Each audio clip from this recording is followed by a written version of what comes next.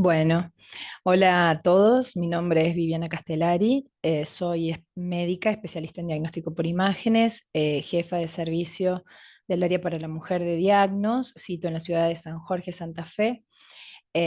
Quisiera agradecer antes que nada a la Fundación Farquín por esta invitación a formar parte de esta actualización multidisciplinaria en diagnóstico mamario. Espero que les agrade, que sea de utilidad. El tema que voy a tratar es ecografía y birras de Next Edition, tal como dice el título de la primera diapo, en relación a eh, los cambios que se vienen luego de la quinta edición del BIRATS, que es lo que estamos utilizando. Desde el American College of Radiology, reuniones de un grupo de expertos, surge la primera publicación del sistema BIRATS en 1993 y desde ese entonces a la fecha ha habido 4 ediciones posteriores, la última en 2013, que es la quinta edición que estamos utilizando. Eh, Gracias a este sistema se pudo disminuir la confusión en las interpretaciones de la mamografía y se logró establecer un léxico universal para todos los médicos radiólogos que interpretan las mamografías. Facilitó el manejo de recomendaciones, instaló un lenguaje común a todos los especialistas que trataban mama, permitió un control adecuado en los tamizajes y en el 2003 se agrega el ultrasonido. En la última edición del 2013 se agrega el capítulo de resonancia y, y en la última edición lo que sigue sería el advenimiento, como vemos en la pantalla, de la tomosíntesis. No obstante, lo que vamos a hablar en esta clase es meramente de ultrasonido. El BIRATS en ultrasonido. Voy a apagar la cámara, así es más sencillo de seguir la clase.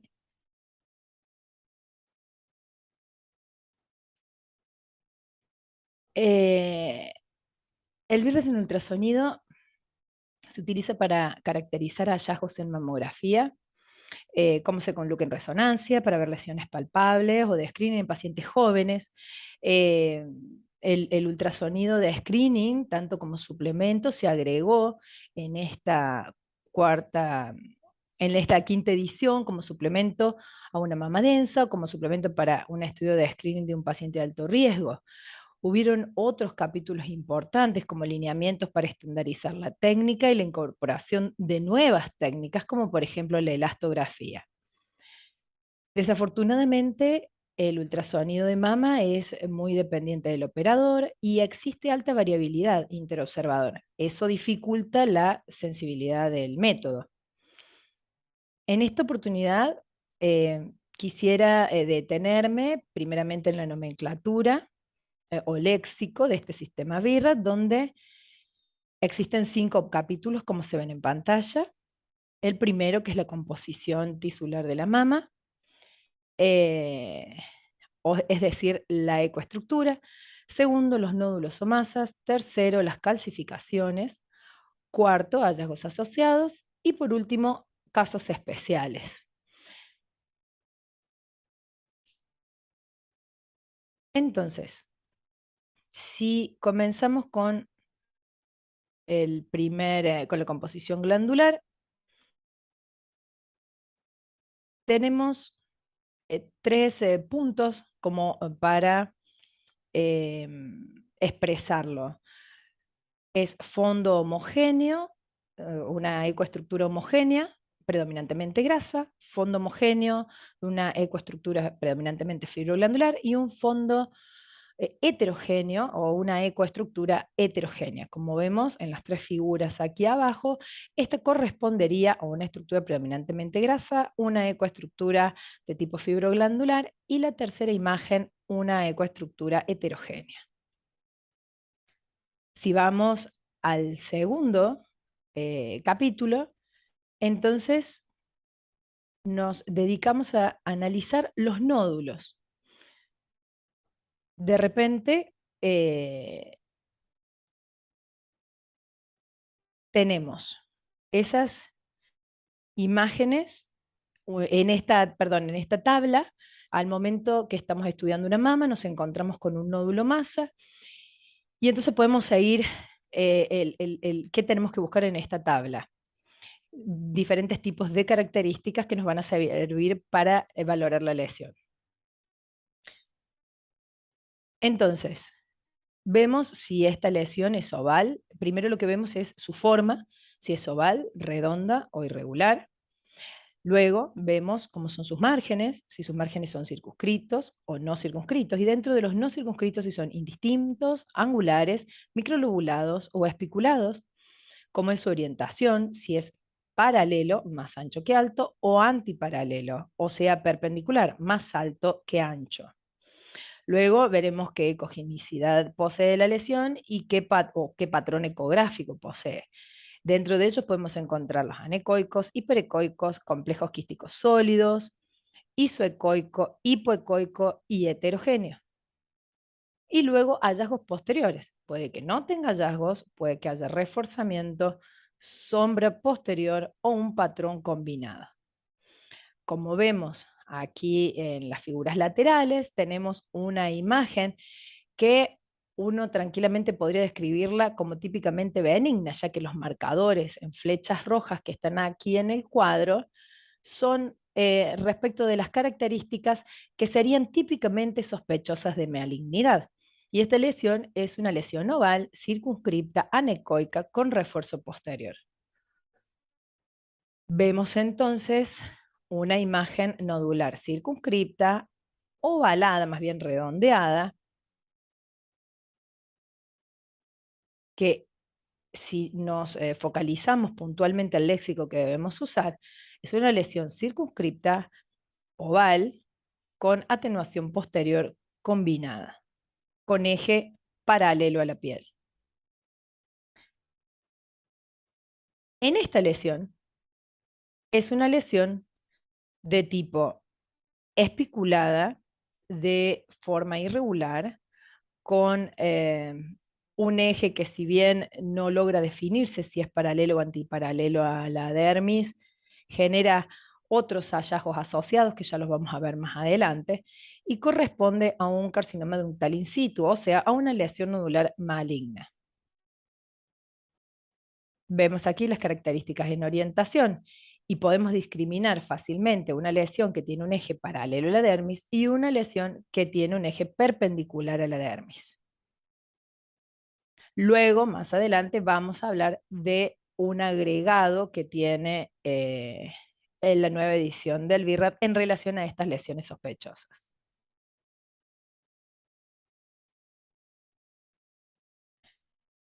El otro punto a tener en cuenta, eh, que habíamos dicho que eran 3 puntos: la primera, la composición; la segunda, los nódulos; la tercera, las calcificaciones. Las calcificaciones se deben determinar si son intranodulares, extranodulares o intraductales. La mamografía las caracteriza de manera más óptima a las calcificaciones, pero en este apartado del BIRRA 5 ya las incluye como de posibilidad de detección mediante ecografía. Ya lo vemos en estas imágenes que están aquí al costado, en donde existe una imagen nodular circunscripta de márgenes microlobulados, redonda, que tiene atenuación posterior combinada, cuyo centro o cuya periferia aquí en la parte inferior se ve una imagen ecogénica con atenuación sónica posterior que podría corresponder a una calcificación de tipo intranodular. Probablemente esté en relación en un fibroadenoma de aspecto involutivo.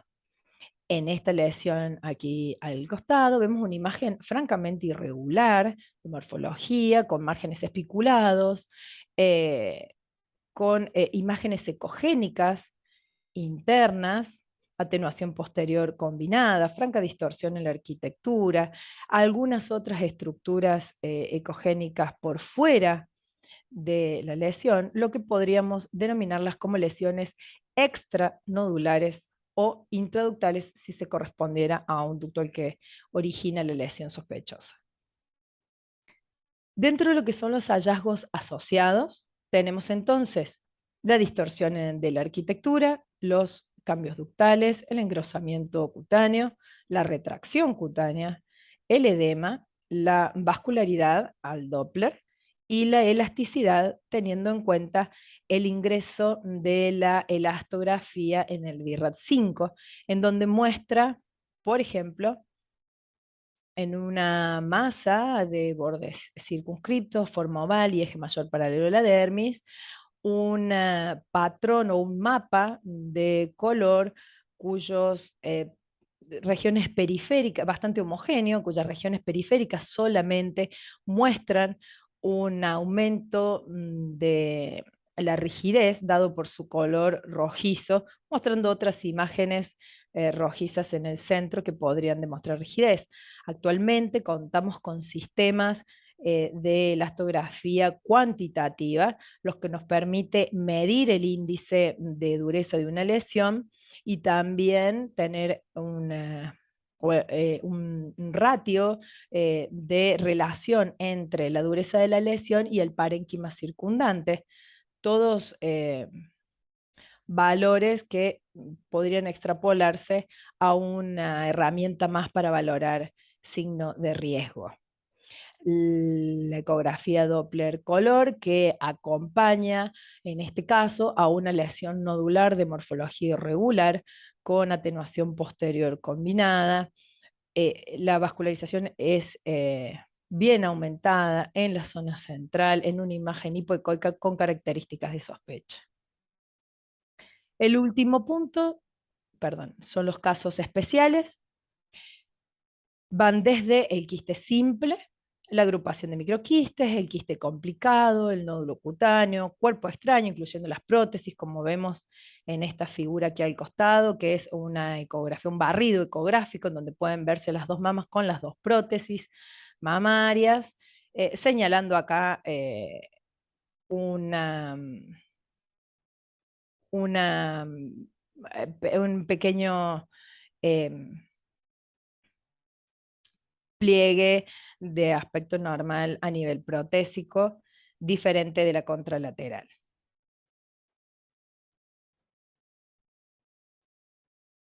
Luego podemos nombrar los ganglios axilares o intramamarios, malformaciones vasculares, enfermedad de Mondor, colecciones líquidas postquirúrgicas y necrosis grasa.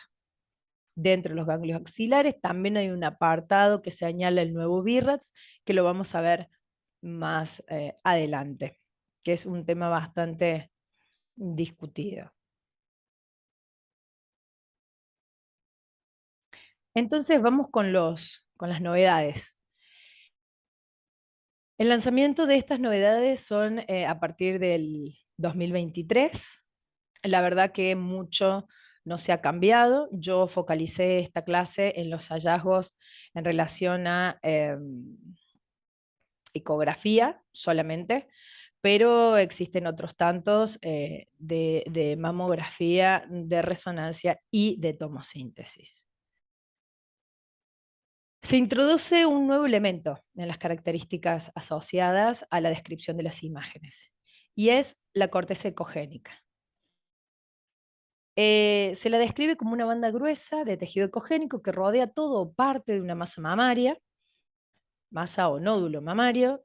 Esta banda gruesa altera la arquitectura del tejido normal que rodea la masa, probablemente esté representando una reacción desmoplásica o edema peritumoral. Es distinto y opuesto, obviamente, de la pseudocápsula ecogénica que conocemos de las lesiones benignas, que es uniformemente delgada, que generalmente se asocia a imágenes nodulares de forma ovalada, o sea, que sugiere benignidad. En este caso, vemos una imagen típica de fibroadenoma. Entonces, acá tenemos el ejemplo de corteza ecogénica.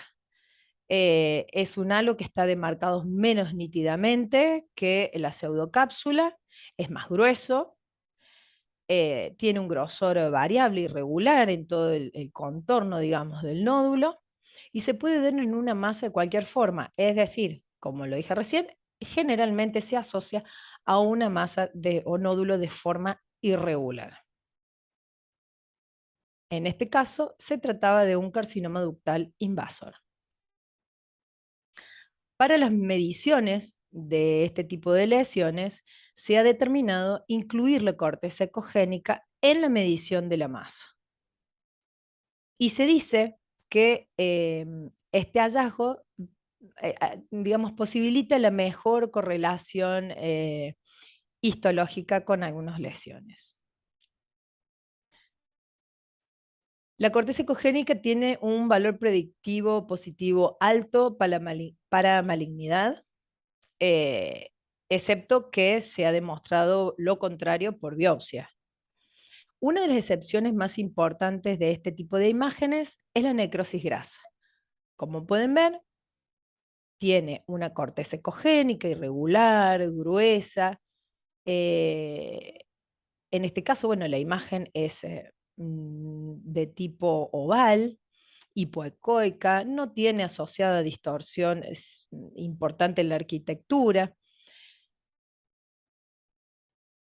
pero podemos solucionar muy fácilmente la situación si visualizamos en una mamografía marcando a nivel dérmico la situación de esta estructura que encontramos ecográficamente y podemos ver que corresponde una imagen isodensa con márgenes hiperdensos, circunscripta, redonda,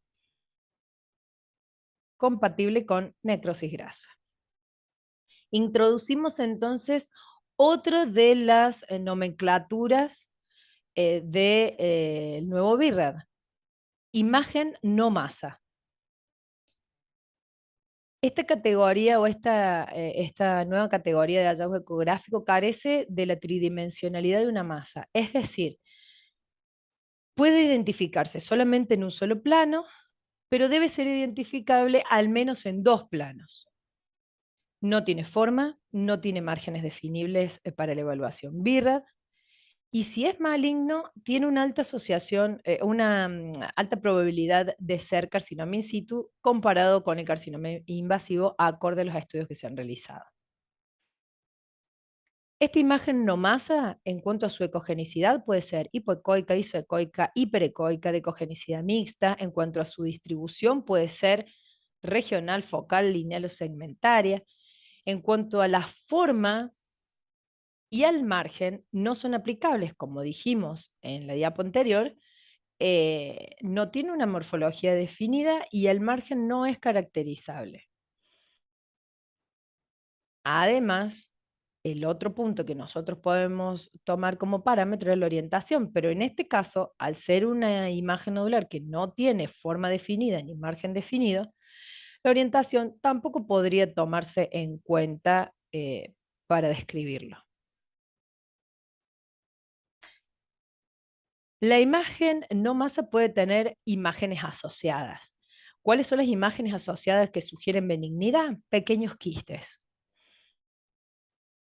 Hablarían, por ejemplo, de lo que llamábamos área displásica o compatible con área displásica, que no es un término que se utilice, no es un término birra dependiente, sino más bien popular.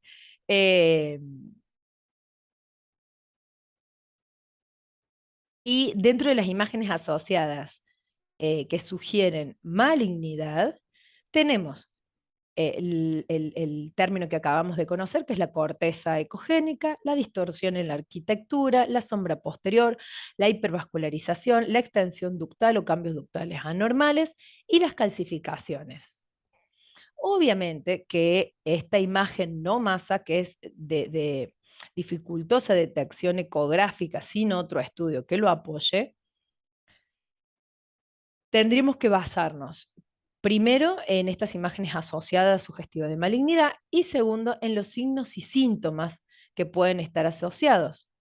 Es decir, vamos a tener mayor probabilidad de malignidad en una paciente que venga con un área palpable o secreción por pezón. Lo más importante de la imagen no masa es que debemos correlacionar las imágenes en todos los métodos que tengamos a disponibilidad. La probabilidad de malignidad aumenta en presencia de imágenes correlativas, obviamente, en otra modalidad. Por ejemplo, en el caso de la mamografía, una imagen no masa visualizada ecográficamente, asociada en mamografía a distorsión arquitectural o asimetría, es altamente predictivo de malignidad, como así también un realce anormal en la mamografía contrastada o en la resonancia. Acá vamos a empezar con un ejemplo de imagen no masa, una paciente que llega por una zona palpable retroareolar y secreción por pezón, razón por la cual se le coloca un marcador metálico en dicha zona. Se realiza compresión focalizada, que es lo que yo les muestro ahora para no irnos demasiado por las ramas, visualizando en proyecciones cráneo-caudal y medio lateral oblicua, una distribución segmentaria de focos de microcalcificaciones que en esta zona son de tipo amorfas. Ya voy a ampliar la imagen para que logren verse. Aquí las tienen. Estas imágenes, este grupo de microcalcificaciones finas ramificadas y otras que son amorfas agrupadas en este sector, todas con una distribución de tipo segmentaria, que se corresponden con nuestro marcador metálico. Obviamente, en muchos lugares directamente podría llevarse a biopsar, eso habría que ponerlo en Ateneo para discutirlo, obviamente. En este caso se realizó una ecografía, esto es una toma panorámica, digamos, de la mama a nivel retroareolar, de unión de cuadrantes internos a unión de cuadrantes externos en la zona que se palpa de la mama izquierda, o sea, de hora 10 a hora 2. Y podemos observar imágenes, una imagen no más, que no tiene márgenes definidos, que tiene atenuación posterior, que tiene halo ecogénico, en donde se pueden ver esas imágenes ecogénicas puntiformes con atenuación posterior, eh, márgenes que no se pueden definir, forma que no se puede definir.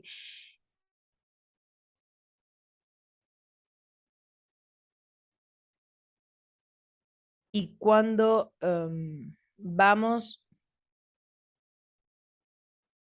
razón, entonces acá tenemos, perdón, el verdadero significado o el ejemplo de lo que se llama imagen no masa. El caso que sigue lo hacemos al revés.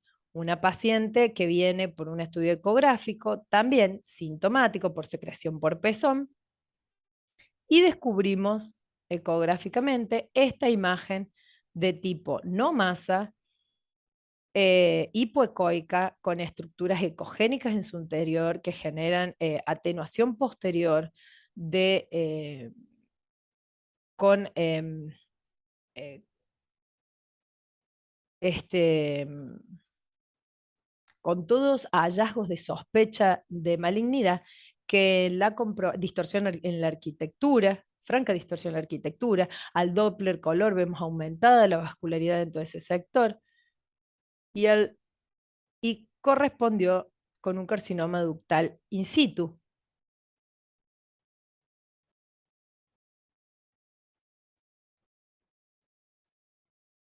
Acá tenemos entonces una lesión esclerosante compleja, otro ejemplo de lesión no masa. Se nota cómo es altamente dificultoso de visualizar y de poder hacer diagnósticos solamente con la ecografía, pero si nos apoyamos de otros métodos diagnósticos, como por ejemplo una mamografía contrastada, tenuemente se ve en esta imagen de sustracción, esa imagen sutilmente hiperdensa, que se corresponde con cortes de tomosíntesis, en donde se identifica una sutil distorsión arquitectural y que la mamografía sintetizada muestra exactamente lo mismo, pero obviamente con mayor dificultad. Lo último que introduce el BIRADS nuevo en este sentido son los ganglios linfáticos. Eh, Se amplió la discusión sobre ganglios linfáticos. Se determinó que en todo reporte debe existir la ubicación del ganglio mamario, las características del ganglio mamario, deben describirse los ganglios intramamarios. eh, los ganglios axilares deben describirse respecto de a qué nivel corresponde, o sea, en qué nivel se ubica.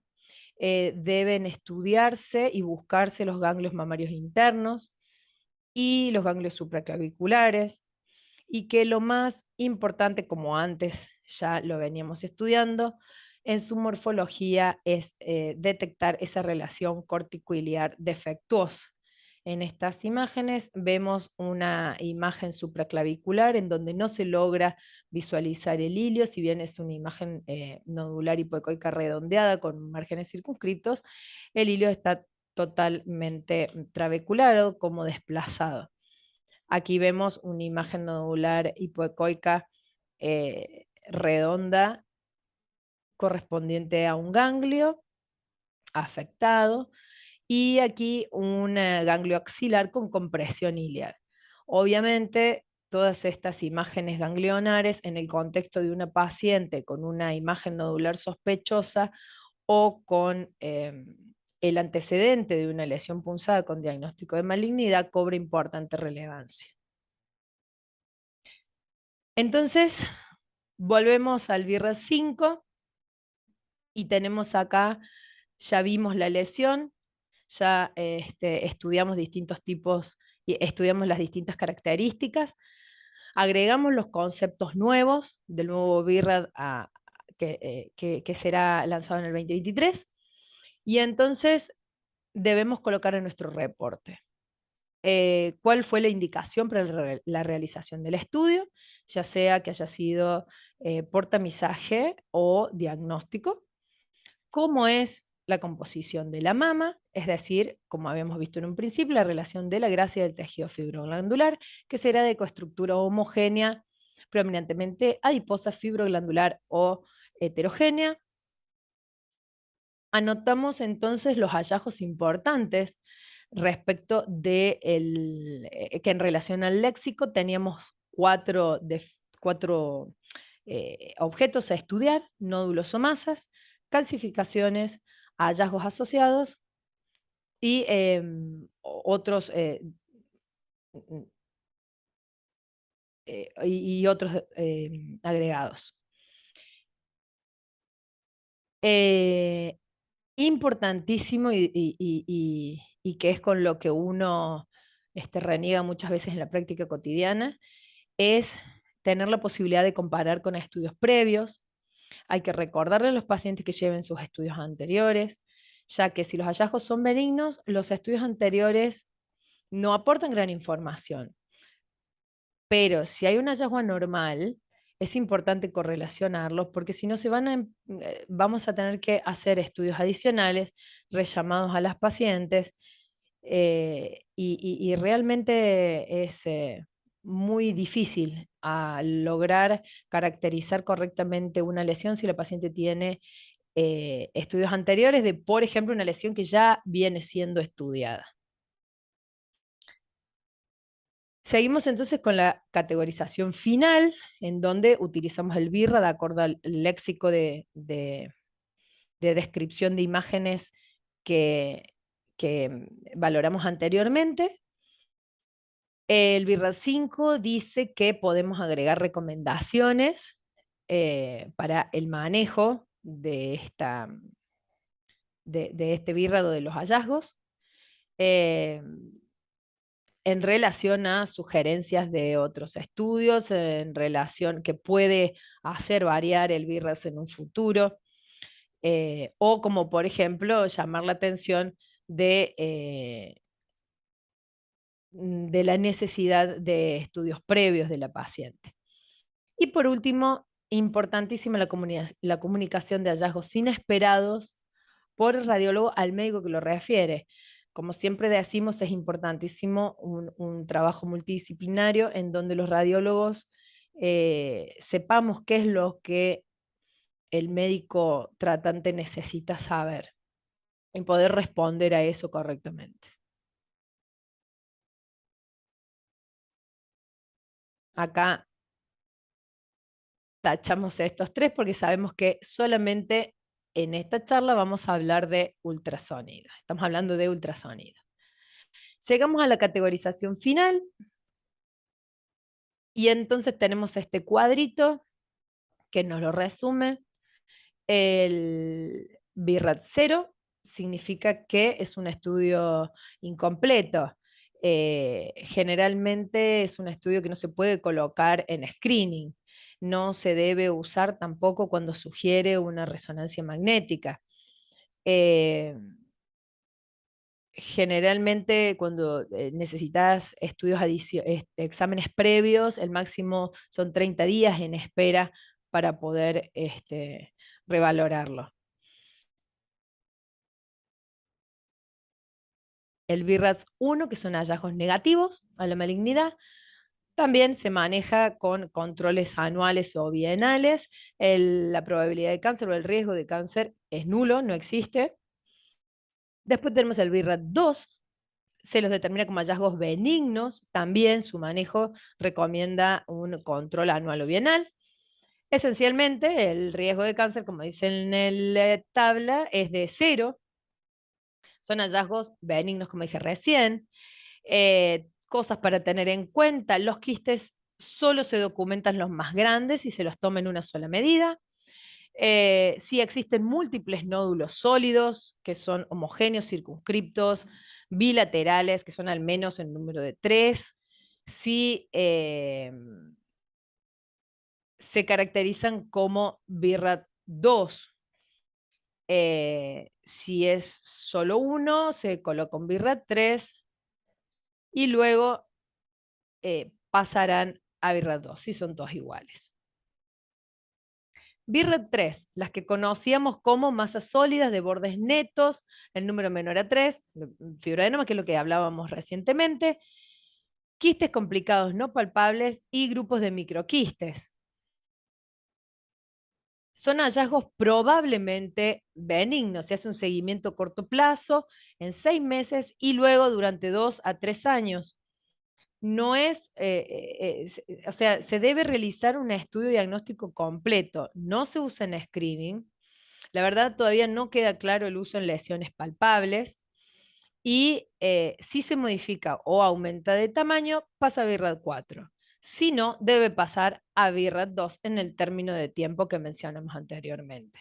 La probabilidad de cáncer de mama para este tipo de lesiones ya es de entre 0 y 2%. Luego tenemos el BIRAT 4, que es un hallazgo sospechoso de malignidad con las características que ya describimos anteriormente. Requiere un diagnóstico, o sea, requiere biopsia. Se lo divide en 3, pero no es obligatorio colocarlo. BIRAT, se divide en 3, de baja sospecha, el 4A, de moderada sospecha, 4B, y de alta sospecha, el 4C. El BIRAT 5 son hallazgos altamente sugestivos de malignidad, obviamente que requieren biopsia, y estamos hablando de una probabilidad de cáncer mayor al 95%. Perdón, el BIRAT 6, estamos hablando de una lesión que ya fue punzada con el diagnóstico de malignidad, obviamente una lesión nodular maligna conocida, el manejo de decisión quirúrgica bajo el contexto clínico adecuado. Obviamente, probabilidad de cáncer es un cáncer. De más está que completemos ese cuadro. Así que, más o menos, esto es un pantallazo de lo que venimos usando en ecografía, de las cosas nuevas que tenemos por aplicar. Y como conclusión, la verdad que es importantísimo el trabajo multidisciplinario en el diagnóstico mamario. Para ello debemos manejar un léxico común. El BIRAT nos lo da. es necesario realizar ecografía mamaria en conocimiento de lo que se ve y de cómo se lo debe informar y en correlación con todos los otros métodos de imágenes. La verdad, me parece, en mi opinión, me parece súper importante que la persona que hace ecografía conozca de otros métodos de imagen. Creo que el especialista o el que hace imágenes mamarias debe saber interpretar una mamografía, debe saber interpretar una resonancia o una tomosíntesis para poder realizar esta correlación de correcta manera. Eh, Esta próxima actualización del BIRRAT prevista para el 2023, si bien no modifica demasiadas cosas acorde a lo que vimos, intenta responder a numerosas dudas que surgían en versiones anteriores y más bien agrega nuevo léxico y metodologías. Acorde a los constantes avances tecnológicos en equipamientos y al advenimiento de la inteligencia artificial, que estamos todos ahí a la espera de qué será lo nuevo, seguramente va a reflejar nuevas y futuras modificaciones. La verdad que intenté ser lo más precisa y descriptiva posible para no aburrir, para que nos sirva a todos. Y desde ya, bueno, muchísimas gracias.